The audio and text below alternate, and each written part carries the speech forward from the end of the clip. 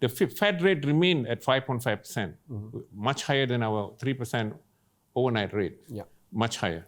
Now, markets already picked up that rate is going to fall. In fact, that's part of the reason why the ringgit started appreciating. But it's appreciated more than many other currencies simply because we have a trade surplus and we are seen to be doing the right things to end rent seeking, colossal rent seeking. And maybe political stability? You can bring those things, but the tendency for economies not to get involved in too much of politics.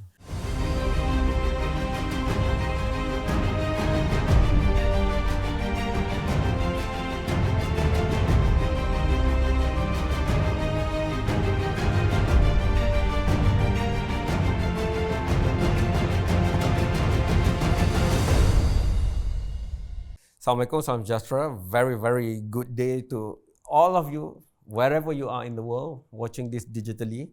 And it's very, very close to our budget, national budget, that is going to be presented in Parliament on Friday. So I have with me today two very exciting guests because as our Prime Minister is going to, present the budget at Parliament, at Dewan Rakyat, Datuk Seri Anwar Ibrahim, is supposed to be tabling out, according to many commentators, an expansionary budget for 2025. Some even put it over 400 billion, the biggest ever value of a budget coming. So what do we look at? We will help you navigate that. But before we do that, I would have to introduce a bit far away from me because he's the most distinguished, and I know nuts about economics, distinguished professor, Datuk Dr. Rajah Rasiah. Thank you so much. He's now with the Asia Europe Institute of History Malaya, but Merdeka Award recipient, international award for his distinguished works in economics, and especially looking at innovation and countries like ours and society like ours and how do we move forward. And because more and more, this country is also built for the future and for the younger generation. The youngest in the studio today is my new friend, Calvin Cheng, because he promised to bring me to ISIS office that I have not gone to for quite a long time, the Institute of Strategic and International Studies. As a fellow there, Calvin looks at economic trade and regional integration. That's the division that he's in. So I want to go straight, and we're going to start this very, very simply because I know nuts about macro and microeconomics and international trade regulations and GDPs and whatever. But I do know that it's important in a family, in an institution, in a country that we look at our budget very, very well. So I'm going to start with giving both my guests, distinguished professor and also Calvin, a chance to say what is their wish list, but at the same time, what do they expect to be? Because sometimes what we want is good to have and not going to be the thing that's going to be on the table. So, distinguished professor, Prof. Ulam, you want to start first?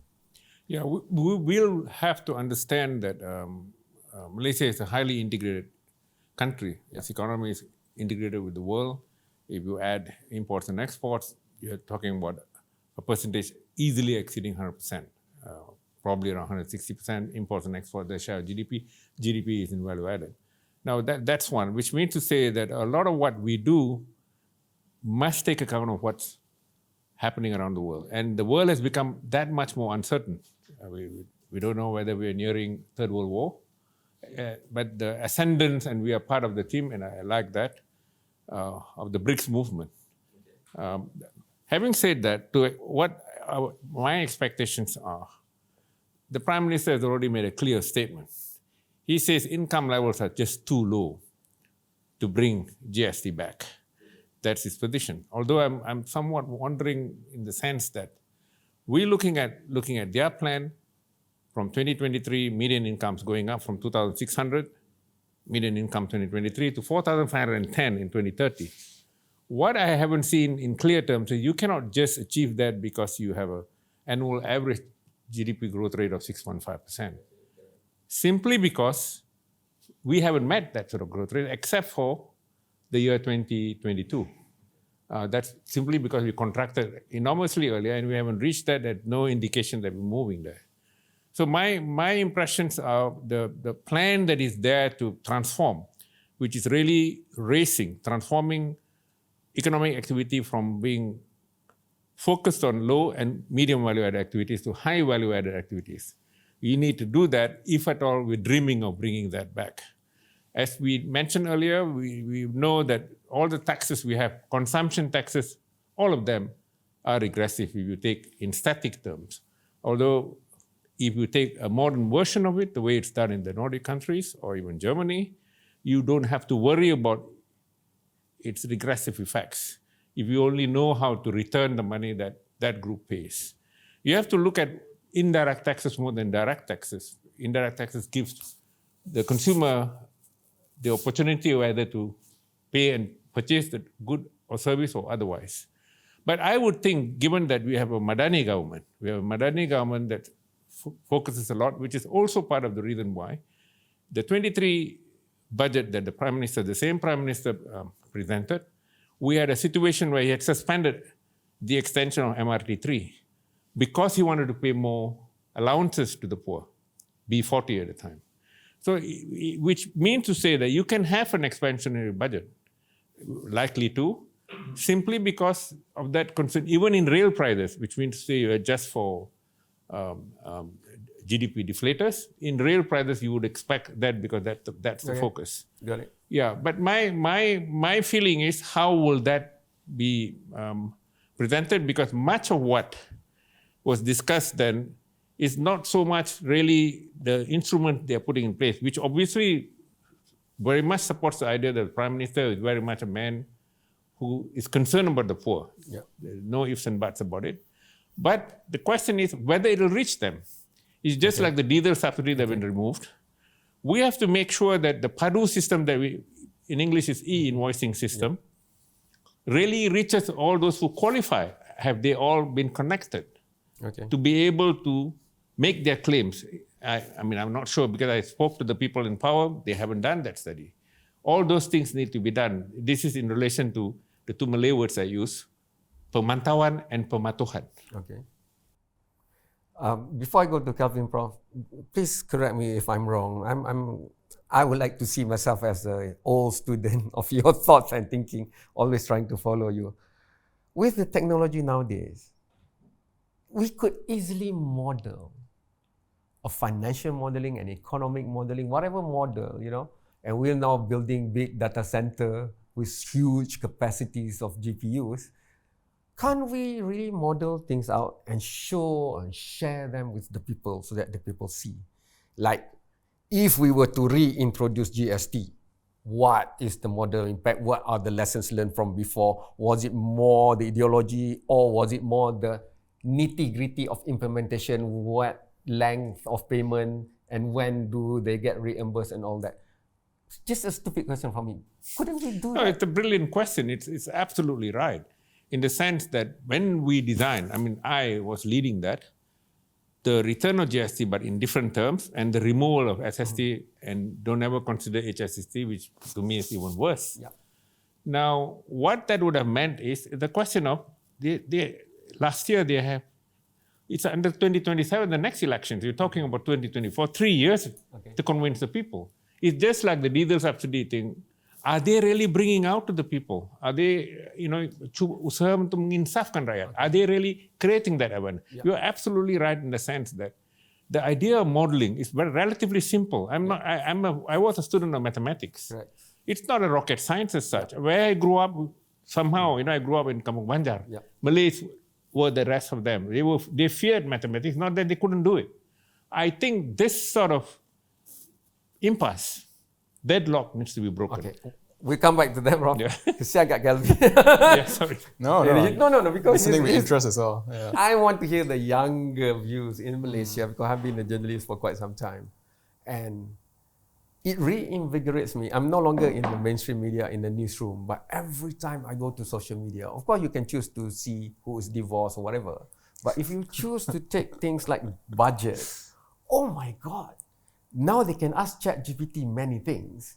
And they get the basics already at their fingertips. It's just to verify and certify. So I would like to add a bit to my earlier questions. your wish list and then what you think PMX is going to do, but more from the young people perspective. Thanks for that. I think you can ask ChatGPT a lot of things, but one thing you cannot ask, so you can get a good answer for, is what will be coming in the budget on Friday. So that's one flaw of that. But for me personally, in my view, there are two things that I anticipate for Friday.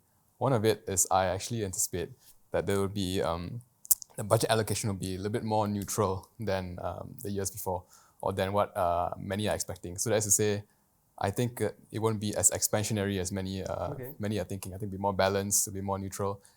It won't be a contractionary budget, of course not, but it won't be as large as many think, in my view, right?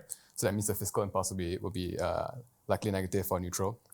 So that's one thing. The second thing is because of that, I think that my expectation is that a lot of the focus will be on reallocation, right? So you have a fixed size, then how do you change the effects within that fixed size? You change the composition, so you move things around, right? So my thinking is that a lot of the focus will be on reallocation, or changing the composition of the spending and taxation, right? So on the spending side, I think we will see some change of composition from OPEX to more development expenditure, for instance, right? Using the savings from some adjustments in subsidies and future adjustment subsidies to move that towards other more productive spending. That's one. And on the taxation side, I don't anticipate there to be very large changes in revenue generating measures or on new taxes. I don't think there'll be very large. There will be some, but I think they are very small. My opinion, and I definitely don't think that something like a value-added tax or GST is on the table, right? So that's to say that a lot of the focus on the taxation side this time will be quite limited, but the focus will be on signaling for next year's. So budgets are for a single year, of course, we all know that. Yeah. But they can also signal what's happening in the next coming years, the next 2 years, 3 years, right? So I think some of it will be signaling as to what the intentions are. It could be a value-added tax, different consumption taxes. For me personally, in longer term, we can look towards, obviously indirect taxes are key, and we all know this. But direct taxes have a role to play as well. And we can get into this later on. But in the longer term, I'll be hoping to see things like efforts towards more capital taxation, more wealth taxation. I think that's the key as well. Calvin, I'm sorry to do this to you, but since you're the youngest, I have to keep the pressure of being young, Malaysian on you. When I was building a family, internet was just starting. But for many people, 35 and below, there's so much information globally also, not just for Malaysia. And like distinguished professor started, Malaysia is very integral to the global structure of the economy, finance, trade, whatever, and that's also your division. So we couldn't blame a very clear thinking Malaysian, young Malaysian, for Googling and ChatGPTing, if we can have such a thing, and then wanting to have a say on next year's budget and allocation of the government. Of course, Prof said World War III, I don't know whether we'll go there, but definitely there's pressure on oil and gas. Definitely there's a pressure on cost of goods, trading around. And we've seen the rise of the ringgit, for example, but suddenly we can see over one day it can go 12, 14% also back and regress. So a lot of uncertainty. Some people like to call it VUCA, volatility, uncertainty, all these chaotic things. But what is the assured thing? Because like a family's budget, yes, I can't increase it much. But if I were to reallocate, what are the 3 key things that you think the reallocation of budget should be looking at? So what I think it should be looking at is like a wish list. Because we can read the denyut nadi dalam bahasa Malaysianya, but the pulse of the people, especially young people, what they want. They want digital stuff. They want more cash in hand and they want more income. And if the government cannot help them, they also don't like to be subsidized, but let them be free to earn for themselves and their family. Well, for me, I think, firstly, on a very broad level, I'm not going into specific policies. Broad level is, on spending side, is we want to decrease the amount of inflexible spending. So that's to say that a large part of our operating expenditure is tied up in things that we cannot change year to year. So we can't make decisions I want to spend on schools or healthcare because these are things you cannot change. These are emoluments, retirement charges, subsidies. So that's part of the effort and to changing the way subsidies are being done is to release some of that budget so that we can So start. there's not really much space for us to reallocate.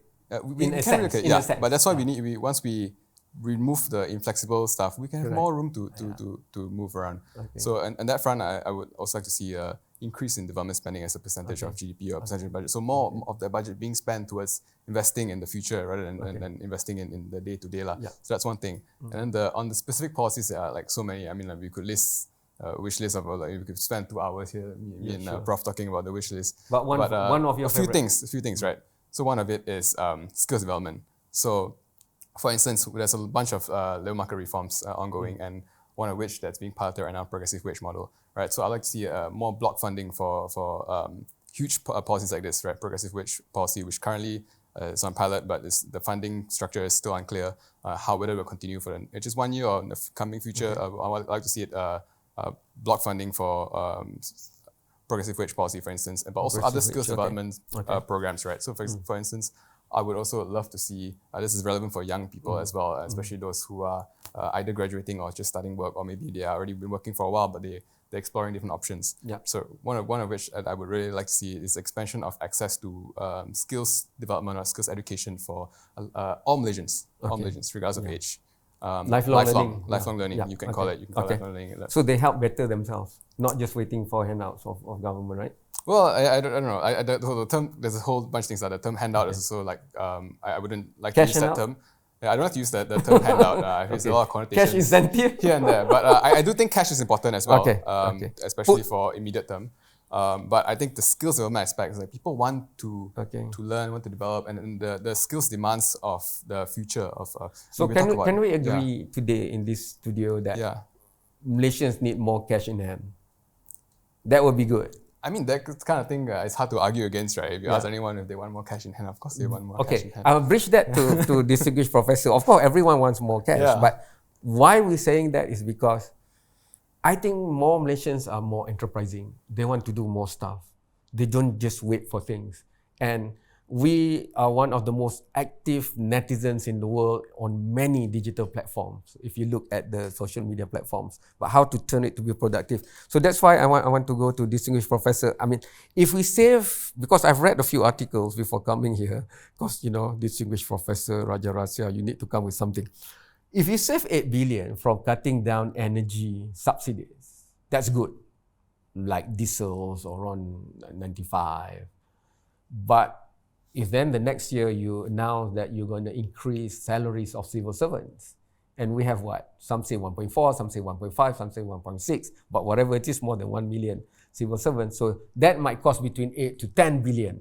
So as the person who decide things, like if you're in the shoes of PMX now, how do you approach this by strategizing it out for the public to know? Because at one level, I'm asking you to bite the bullet and we must save money. On the other hand, I have to increase things like that. And we know that the fixed things in our budget, like emolument, pensions, debt servicing, is about 2/3. So we only have 1/3 left to do whatever else. So anything that we can reduce from the 2/3 will create more headroom for the other side. So how do you look at that, Prof? To respond, I think we need to go back to the Fiscal Responsibility Act, where the Prime Minister has continued to emphasize and assure that by 2025, it would not exceed 3.5%, the deficit, fiscal deficit. Now, you have to understand that one of the problems we have is in GDP.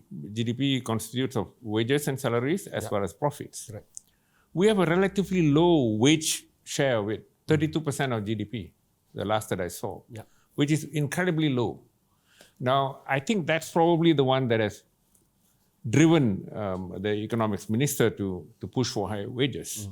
Of course, higher wages would be inflationary. Remember that however expansionary it can be, it cannot be that much more, simply because we have to meet the 3.5% fiscal deficit that we guaranteed will be achieved by 2025.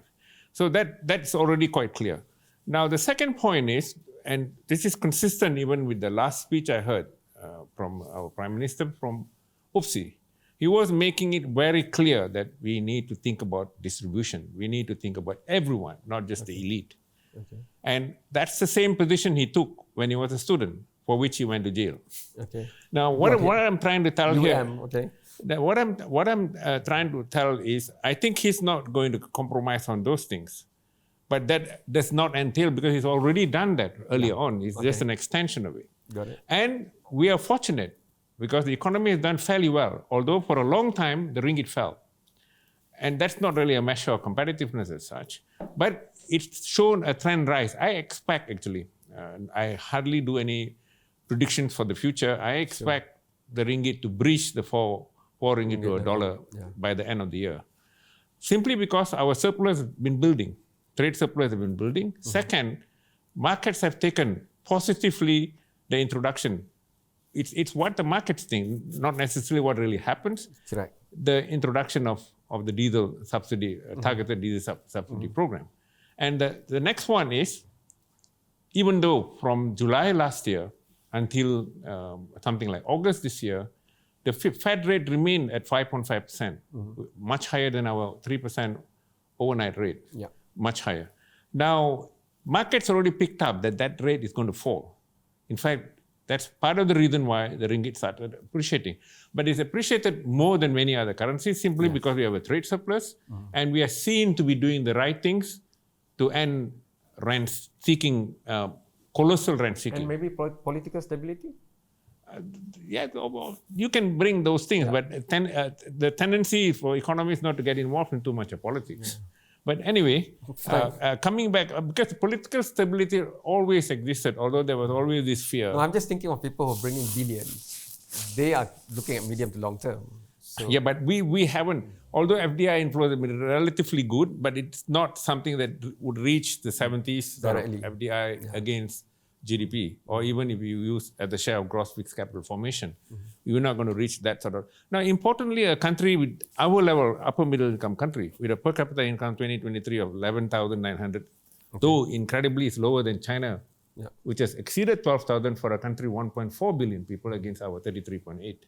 It's incredible that, we have relatively stagnated. But what it also means is that we have the capacity to develop our domestic industries. How much are we doing there? Including the brain gain program we have and so on. To me, they all have not been as successful. I can give you clear evidence if the time permits. The countries like Korea, Taiwan, and China, the sort of people they brought people with tacit experiential knowledge who are running firms at the global frontier. We don't have that sort of talent that's come here. All we have is each year we see the numbers growing. It doesn't tell very much. Now, the budget itself, to me, not so much the allocations, although I would really love for a country like ours to see healthcare spending rising. Right. If you're concerned about the people, it is the poor that will face the brunt of increased, say, they're the front line.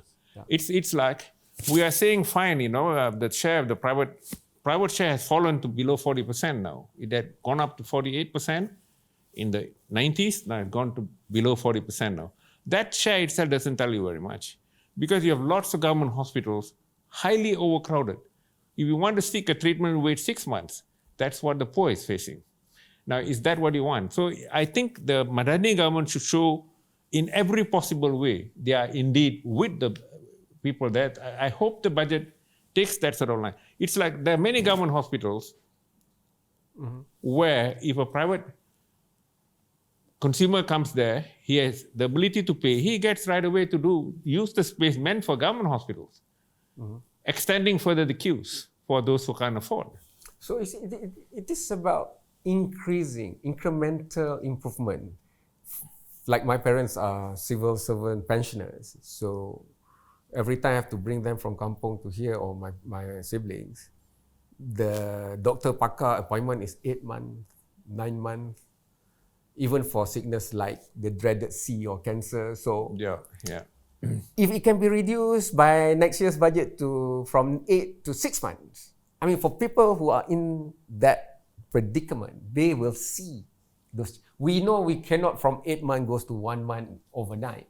But if every year we see improvement. So is that the challenge here? Not just from the budgetary, but how the budget influenced delivery, what you mentioned earlier. If you look at gross expenditure in R&D as a share of GDP, Norway and Sweden are no longer up there. The highest now are Israel and Korea, which means to say that that society has recognized the social cost of governance is important, which means to say they are focusing on the poor, climate change mitigation, they're focusing on those things that are good for society. Now, can't we do that sort of, a Suruhanjaya a commission doesn't necessarily be confined to just energy. Right. And now energy is not just energy, it's about getting to clean energy, SDG 7. Now, what I mean here is the budget at one level, at the conceptual level, needs to answer your question, what are people looking for? I agree with you. Yeah. But sometimes, of course, you can have misalignment in the sense that what people are looking for may be not what they really think it is. That's very likely too. It's just like, my impressions are the understanding a common man on the road has, because there's no effort to conscientize them, about GST is disastrous. I think most of them haven't got the facts right. That's it. Makes everything Akan mahal. menambahkan harga. Yeah. Now, what I believe needs to be done is that soft part of it, which I think our PM used to be very good at when he was much younger, reaching the masses. You see, we cannot assume that because technology allows you to reach every nook and cranny of society, that they will have those digital phones and so use on. it. Yeah. Yeah. These are all important things. COVID proved that. Absolutely. One household had to share one phone for online learning, 5 students. Yeah. Calvin, bear with me a bit more. I just want to pursue the angle there. You see, I remember doing a paper because I chose to help Unitan, and it's published now in a Tier 1 journal. We actually studied power use and the use of low energy equipment. We actually saw, because people are working from the house, no longer from the office. Bills just soared. It had a direct effect on certain things. Not because directly they saw the effect, but because the incentives went hand in hand. The attempt in Kuala Lumpur, where they were reached, if not for that, they would not have done what they did. So that sort of attempt must be here in order to introduce best practices to these people. All this talk about V40, and then some of the M40 got agitated a bit. Like, I'm being punished. You're going to take away this, petrol is going to be like that, and then kids in school now have got to be scrutinized, whoever got textbook, whoever get loans. You know, the worry works like that. What should be the strategy for M40, do you think, in this budget? For M40, so I guess the problem is a lot of cash assistance or even other in-kind assistance, access to aid programs, they're all income tested, right? So I guess this is what the crux of what you're saying. So it says that if you are below a certain income, then you qualify for these programs, these assistance, tax credits, tax incentives, so on and so forth. But then obviously if you are above a certain income, like some people in the M40 or middle 40% of the income distribution, they would already pass that threshold, right? So they won't receive that. So that's what you're saying. These programs exist, but they're targeted towards a small minority of the not minority, but the lower income folk, right? So what is it in for the middle income people, especially when you are also increasing pressure through reducing subsidies and so on and so forth. So I think what part of the key is to move away from this sort of idea that we always need to income test everything, right? So there are some aspects of programs and assistance that are better if they were universal, right? So better that if more people had access to it. So that also avoids the situation where someone who is on the threshold, so you, for example, if the threshold is 2000, you're 2001, and you're out of it, right? So this kind of like older school, more traditional style of targeting programs, I think that's one thing we should move away from, right? So when we move away from that, then I guess larger segment of society can benefit from a lot of these programs that aim to help families invest in their children, help families have better lives for their kids. Yeah. So then the flip side is how else do we then avoid people who are at the top T20 from accessing a lot of these programs, right? Yeah. One of it, as you have mentioned, is basically excluding top incomes from it. So you say like if you're very rich, ultra rich, you're excluded, right? So that's one way. Second way is to just increase taxation on high income earners, right? This is like the US presidential debate already. Okay, go ahead. I'm very interested. So it's So like, that's the issue there. right. Yeah. So the other Tax way the is to, that's why I talk about long term. We should think about the ways to tax capital, tax wealth. What's your stand on it? Should we go that way and really tax the rich? I mean, in the longer term, it is an inevitability that we will need to do that if we want to avoid the really, really dangerous path of increasing inequality, right? Not just income inequality. We talk about Gini as income inequality, but it's far more than that. It's wealth inequality, something that is hard to measure, right? You take a look about EPF savings, look at the wide range of savings is there and that. So I think inevitable. Yeah. Okay, let's go there. You say the magic word. Not enough savings and income, Prof. Prof, just a bit lah, Prof. I don't want to go in it too deep because, we're going to have contextualization. Okay. But it has been bandied about that majority of people who give money to EPF from their salary or income do not have enough savings by the time they retire. I mean, this is not a problem yesterday. This has been going on for years. What can be done in the budget to move? The way this should be done is to be able to tax only so much so that you don't disturb, unless you really want to transform, revolutionary way do this. Got it. It failed completely in Russia. Yeah. In fact, Lenin recognized that, except that Stalin had become too powerful. He realized without the reward system, with equitable distribution of incomes, people lived in poverty. Yeah. They distributed poverty. In the case of China, Deng Xiaoping's rise in place of Mao Zedong made a lot of difference between 1978, when economic reforms were launched, until last year, they had lifted 850 million people out of poverty. 80% over. And they introduced rewards in commune systems. Go and read Martin Ravallion's work, or many others who have come with him. Now, you can, of course, have a redistribution of income in different ways, but you don't disturb that status quo in the economy. A status quo not of what we have now, of what we think will be the right one for an economy to function properly. So my own feeling is this needs to be thought of carefully. And if you ask those guys, just like I really didn't like, I didn't vote, I didn't like the scrapping of pensions. Okay. It sends the wrong signals for government servants. While you at the same time you find different ways now to raise wages for civil servants.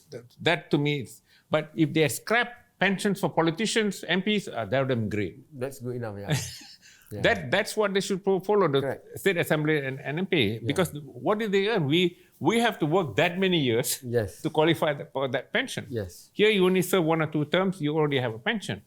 Now, my feeling is, if we are really concerned about inequality, see, you call it type 1 poverty and type 2 poverty. The World Bank always parades that this is important, inequality, that's okay, you need it because of the belief in the Rostovian notion of stages of economic growth. The claim that you need to have concentration of wealth among these guys who are entrepreneurs. They then in the hands of create the few, all this wealth, we can distribute. Now, everybody knows that doesn't work anymore.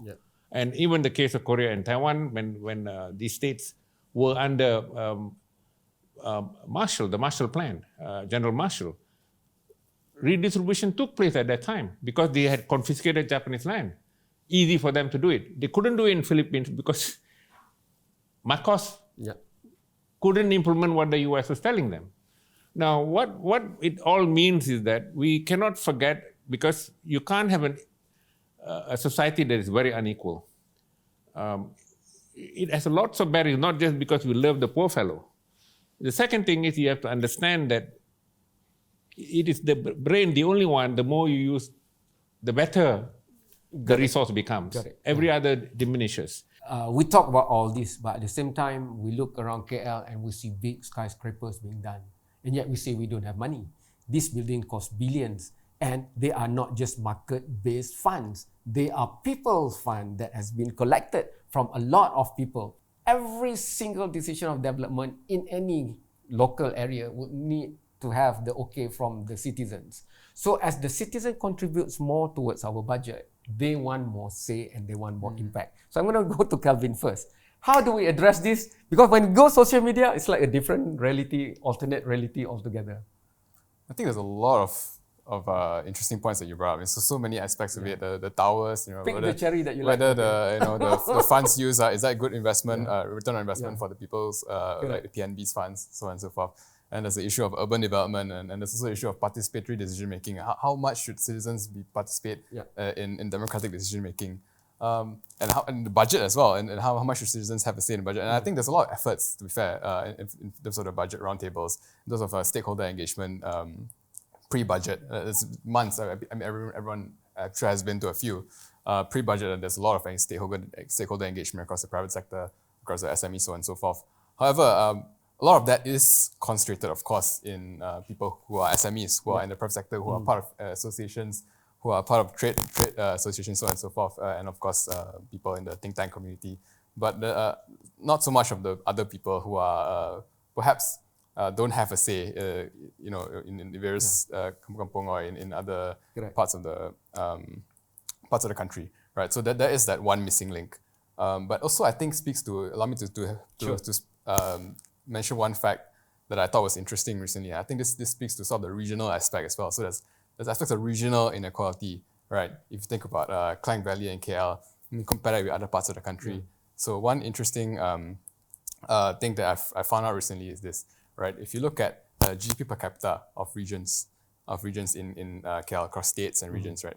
And then you look at KL versus the state with the lowest GDP per capita, that's Kelantan. Yep. And that gap, I think, if I'm not mistaken, is about more than 20 times, or 8 or 20 times, I can't remember. But that gap between the GDP per capita is very large, and it's larger than comparable countries in comparable states in other countries. So let's say you take the poorest and richest state in South Korea, you take the poorest and richest state in China, so that's Beijing and then Gansu province, and the gap between those countries are much smaller, half even than ours. So there's this aspect also about regional inequality, spatially. Right? That's quite interesting. Yeah. I like it because I come from Perlis. So I know it's not as bad as Kelantan, but it's near there. Prof, elephant in the room, big chunk of government source of income comes from Petronas. He raised regional, I want to straight away put the word Sarawak in. And Sarawak has been asking for gas distribution, for example. And that's what, 20 billion over kind of value for Petronas yearly? Of course, I haven't seen that being finalized. But that will be in the thinking of the budget, right? Because that's such a huge amount, both ways, from the revenue side. So, but if you get that 20 billion, then you have the empowerment to do certain things of expenditure and operating things in your state. How do you look at?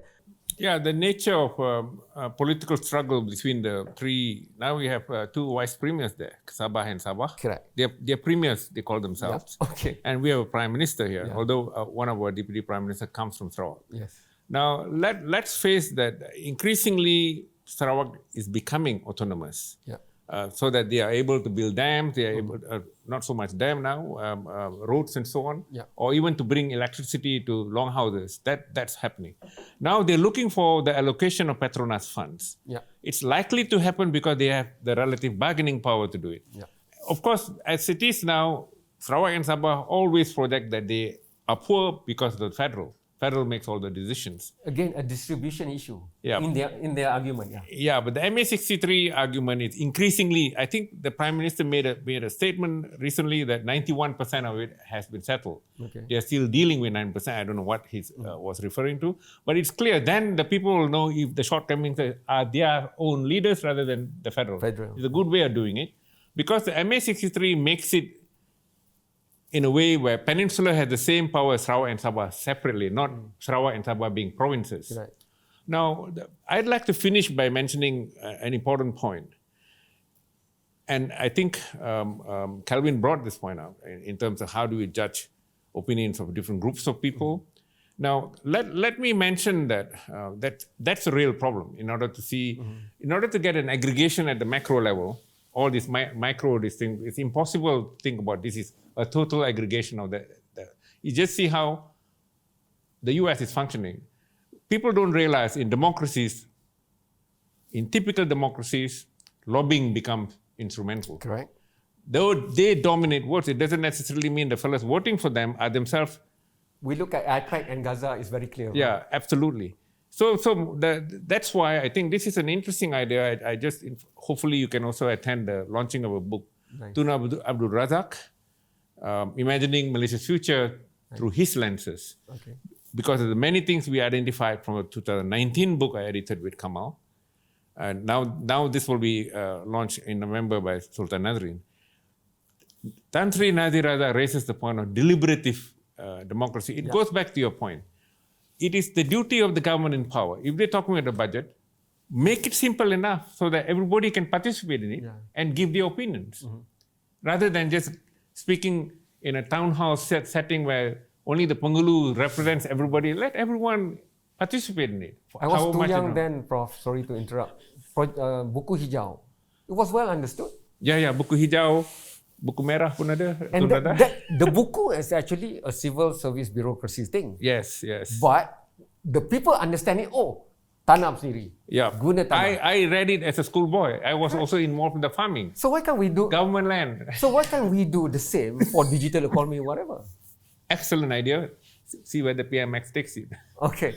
Calvin, you have your take on that deliberative, participatory democracy? I think it's a very philosophical question, and it goes back to the roots of how we do governance in this country. If it backs by economic resources, it could... the only thing I would say, I mean, it's a great idea. The only thing I would say is in countries which do it, it takes a long time. It takes a long time to make every decision because you have to obviously weigh in on the opinions of other people. So in countries which it has been done, it's usually been done in more smaller decision making. It just takes a long time to aggregate. You need passion and political will. Got it. But I cannot let you go. Last point. I've discussed with experts like Professor Wang Gongwu on how China had nearly 90% over poverty in the early 70s and now almost negligible by what they have achieved. But quick wins. I mean, TikTok, 17-year-old, after SPM, can earn way above minimum wage, like 5 times above minimum wage. An enabler. Estonia only had their independence, ours was 57, or if you look at Kependudukan Malaysia 63. Estonia was only early 1990s, 91. But you look at 91. The benchmark, collapse of the Soviet Union. E-government brought their economic participation in the world very, very high. Is the same going to happen to Malaysia? I mean, beyond budget 2025, but we will see data centers, whatever being, I think, included in budget 2025. That's the multi-billion-dollar FDIs and everything else. Is that what we're looking at? That game changer? Let me mention that Calvin just now alluded to this point that I think Guju and others are poorer, Xinjiang, rather than Gansu. Gansu at the border of Mongolia. Now, China is an incredible example to use. Even though the 3 guys who got Nobel Prize in economics, I don't believe in their book, Why Nations Fail. The inequality. To them, China is an extractive state where the state, central government decides everything. Prof is talking about the Nobel. All the fellows down there just implement. That's not true. Yeah. I have a book where we criticize them with a Chinese student. Okay. It's called Institutionalization of State Policy, Evolving Urban Housing Reforms. Okay. This is by Springer, Nature.